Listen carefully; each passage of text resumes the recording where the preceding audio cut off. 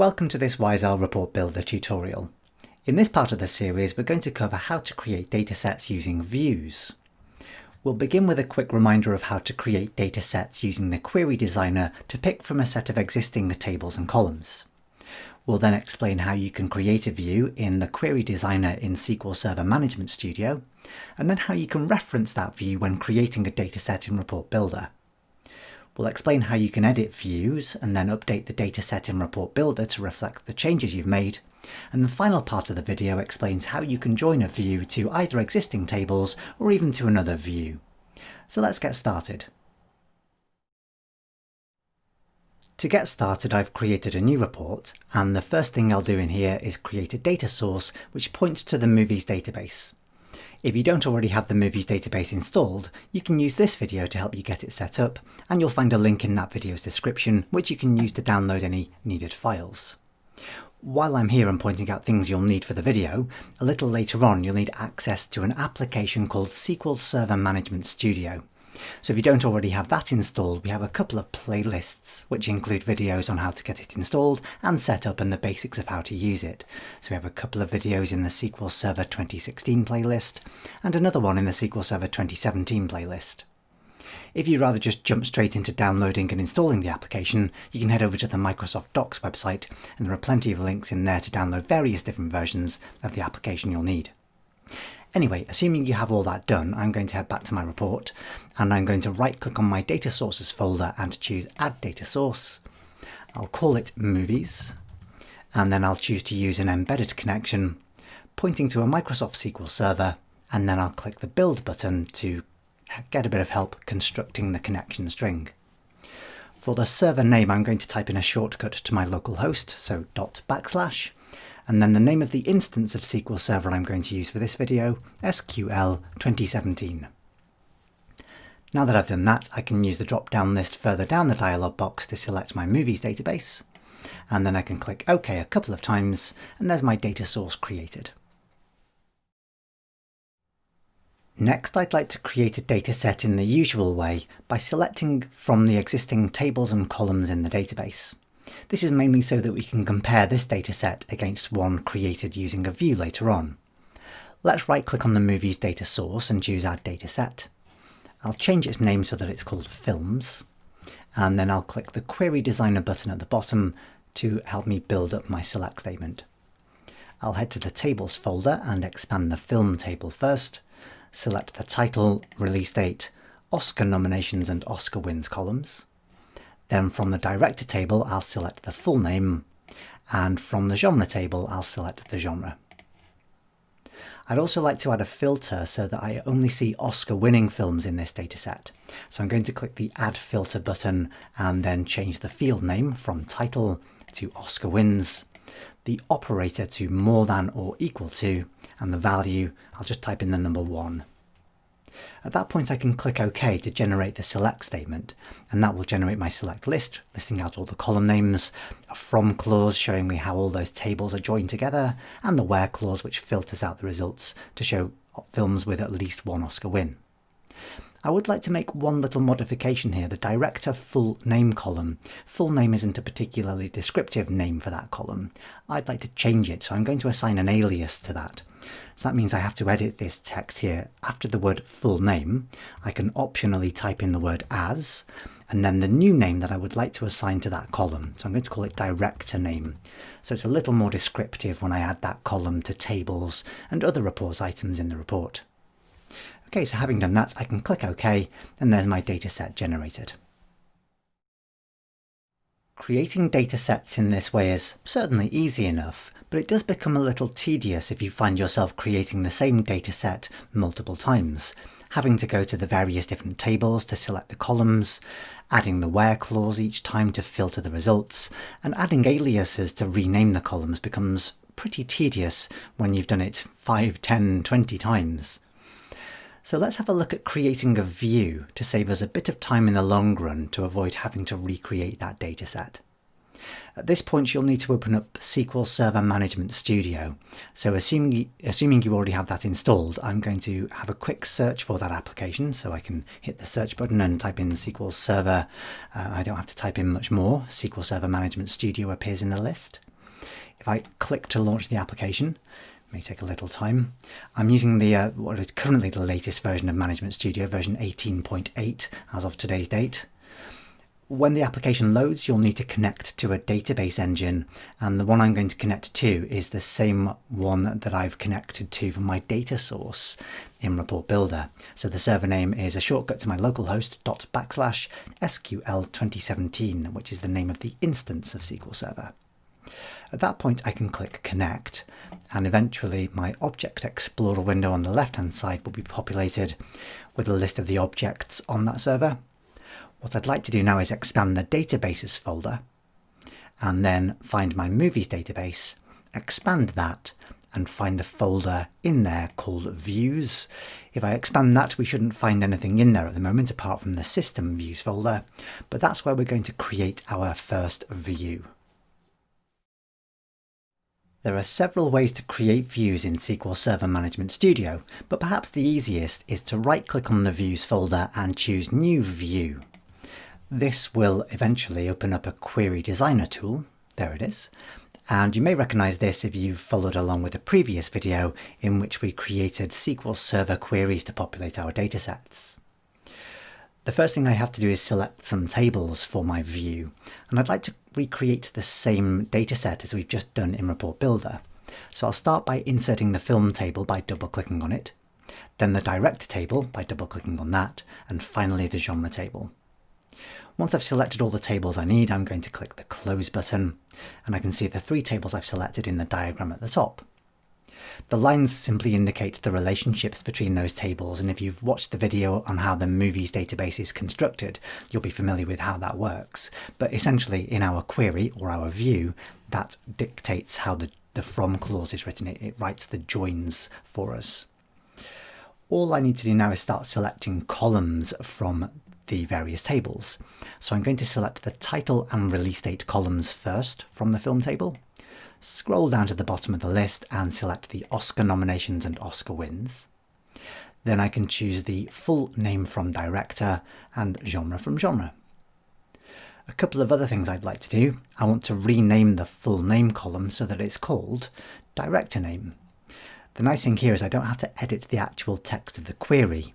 This table section underneath the diagram allows me to assign an alias to any column very easily just by clicking into the box next to the existing column name and typing in my new column name. So I'll call this full name column, I'll rename as director name. Then if I just click into any other box in that table, you can see that it automatically adds the alias to the select list in the query section. There's a tempting looking column here that allows us to sort the results of the query. Now, annoyingly, sorting in a view doesn't actually guarantee the order of the results. You'll get a little warning about that if you try to sort the results of the view. So it's better just to ignore the sorting columns when you're generating a view. And instead we'll skip over to the filter column. And I want to make sure that I'm only seeing films with at least one Oscar win. So on the Oscar wins row in the filter column, I'm going to type in greater than or equal to 1. Again, if I then click into another part of the dialog box, it will show me that the where clause is added, and it writes out the criteria that I've just created in full SQL syntax. So that's everything we did in the previous data set in Report Builder. To create this view now, all we need to do is save it. So you can save this either by clicking the Save button at the top or pressing Ctrl and S. And I'll call this one, I'll call it Oscar Winners, and then click OK. When you can see the name of that file sitting in the tab at the top, you know that it's been saved. It should appear in the Views folder as well. It's just that the Object Explorer window in Management Studio is terrible at refreshing itself. If you select the Views folder, you can then click the Refresh button or press F5 on the keyboard, and that will update the list to show you your new created view. Now that we've created the view, we can use it to populate a dataset back in Report Builder.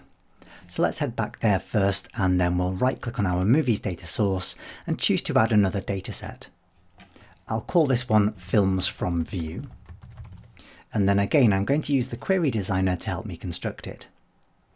This time in the list on the left, I've got a new folder called Views, and if I expand that, I'll find my single newly created view called Oscar Winners. At this point, you can treat it a lot like a table. You can select individual columns from it by expanding it and ticking the boxes. In this case, I just want to select all the columns from the view, so I'll tick the box next to the view name. That will list out all the fields from the view. I can add further filters to it if I really wanted to. So say, for example, I wanted to see films of a particular genre. I could add an extra filter there to see the action genre, for example. But I just want to return all the results of the view at this point. So I'll click OK. My select statement gets generated, just like you've selected from the original tables, but a lot simpler. It's selecting the column names from that single defined view. So no joins required, no where clause needed. I don't have to rename my director name column because it's already aliased as such. So all I need to do now is click OK, and that's the same data set that I created earlier, but referring to my view instead. One of the main advantages of a view is that I can reference it in any future report, and it will always return the same columns with the same names and the same underlying filter to show only Oscar-winning films. On the other hand, one of the downsides of having views is if I want to make any changes to that, for example, just to include an extra column or two. With a regular dataset based on a simple query, that's pretty straightforward to do. I can right-click on the film's dataset and jump straight into the query designer by clicking the query option. I get a little warning because I made a change to that query. I assigned an alias to it by editing the text of the query. And if I choose to view this in the query designer, it's going to lose that alias. But that's okay, I'm going to click yes, and I can simply add that back in again in a moment. So here, if I wanted to add any extra columns, that's nice and easy. I can tick the box next to the runtime minutes field in the film table. And then maybe I could also choose to include an extra table. So I could expand the studio table and tick the studio column as well. If I click OK, that will then update my field list. You'll notice it's changed the full name field from director name back to full name. If I wanted to modify that, I can head back to the dataset properties of that dataset and then simply add in my alias again as director name. So just to show you what that looks like. So that's a little fiddly if I've made any changes, but still relatively straightforward to include the extra table and the extra columns. To do the same thing with my dataset based on the view, I first of all have to make sure that the view returns the extra columns I want to include. To do that, I need to head back to SQL Server Management Studio, and I'm just going to close down the design of the query or the view that we generated earlier on. You wouldn't ordinarily have this thing still open, I expect, if you wanted to modify an existing view. So I'll click the cross at the top of the view designer just to close that down. When you can see your view in the views folder, you can modify its design by right-clicking on it and then choosing the design option. That will take you straight back to the view designer, the one that I've just closed down.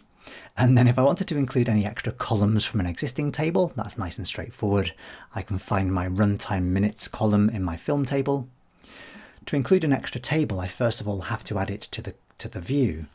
So I can do that in a couple of ways. There's an Add Table button on the toolbar setting up here. If you can't see that toolbar, you can just right-click in the diagram section and choose Add Table. I can then choose to include my studio table by double-clicking on it, close down the Add Table window, and then tick the box next to the studio. I now need to update the query or the view by saving it, so I can hit the Save button there. And then I'll close down the view designer. If I expand the if I expand the view first, followed by the columns folder in the view, we should see that the two new columns have appeared, runtime minutes and studio. If that's not the case, you can select the view and choose to refresh it, and that will update the list of columns if it hadn't already updated. Now that I've done that, let's head back to Report Builder, and I'm going to right-click on my Films from View dataset and choose Query.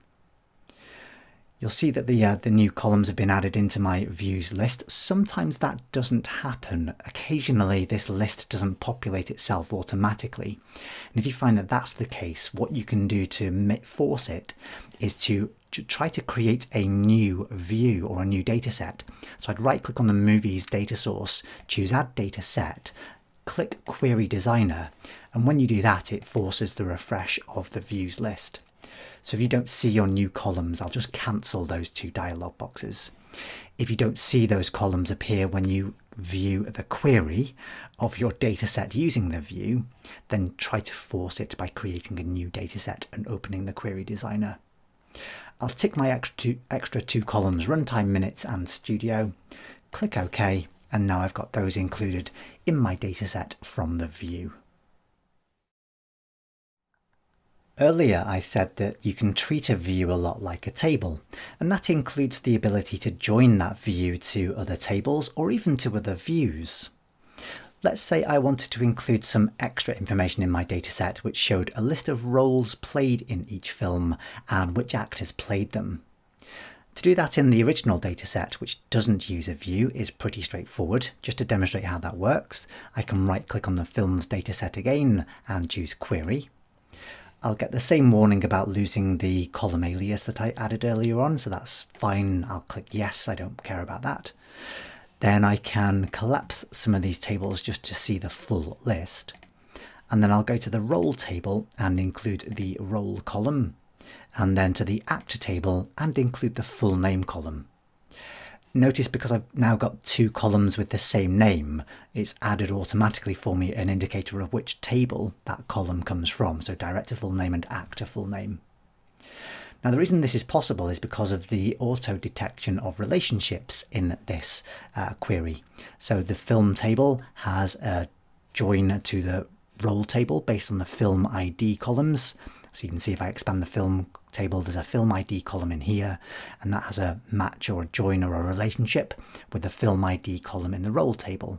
And likewise, the role table is joined to the actor table based on the actor ID fields. If I expand the relationship section, you'll see all that has been written out for me automatically with no involvement from me whatsoever. If I click OK, that dataset is created and the new columns simply get added to the list. Now if I assume that I don't want to include the actor and role columns in the definition of my view, but I still want to include that information in the dataset, this is a little trickier. First of all, my view doesn't currently have any field which I can use to join it to the role table. So I need to modify the definition of my view to include the film ID column. Let's do that part first. If we head back to SQL Server Management Studio, I can right click on my Oscar winners view and choose design. And then when the query designer loads, I can simply select the film ID column from the film table and then click save to save that view. I'll close down the designer and then I'll refresh my list of columns. You'll see that the film ID column hasn't yet appeared. So with the view selected, I can click the refresh button at the top of the Object Explorer, and then in the columns folder, I'll find the film ID column exists. Now we can add the extra tables and columns into the dataset. Let's head back to Report Builder first, and we can right click on the Films from View dataset and choose Query. I've got my film ID column listed. I don't need to select it, I don't need to display it in the dataset or anywhere in the report, but it is important that it's available so that I can join the table or the view to a table. I'll expand my tables folder and then the role table and simply check the box for the role field. Now, although role has been added to my list of selected fields, if I tried to use this report, it wouldn't really return any meaningful information, and the reason for that is that the relationships are currently set to auto-detect. And because we've just created this view, there is absolutely no relationship that can be automatically detected between it and any table in the database. If I expand the relationship section, you can clearly see that Oscar winners and role are currently unrelated. So that means we'll get absolute nonsense out of our query results. To set up a manual relationship or join, I'm going to unselect the auto detect option by clicking on that button. And then I can add my own custom relationship or join for the purposes of this dataset. So I'll click the Add Relationship button. I need to choose a table which sits on the left and one which sits on the right. The order in which you do this really doesn't matter for this example. So I'll choose Oscar winners on the left and then roll on the right. I then need to choose which fields in those two tables have the matching values. What am I joining the tables on? And I know I'm going to join on the film ID and the film ID columns. So I can double click here to change fields. I need to then add in some fields by clicking the Add Field button. From the left-hand table, I'll select Film ID, and from the right-hand table, I'll also select Film ID. I can then click OK, and that relationship has been created.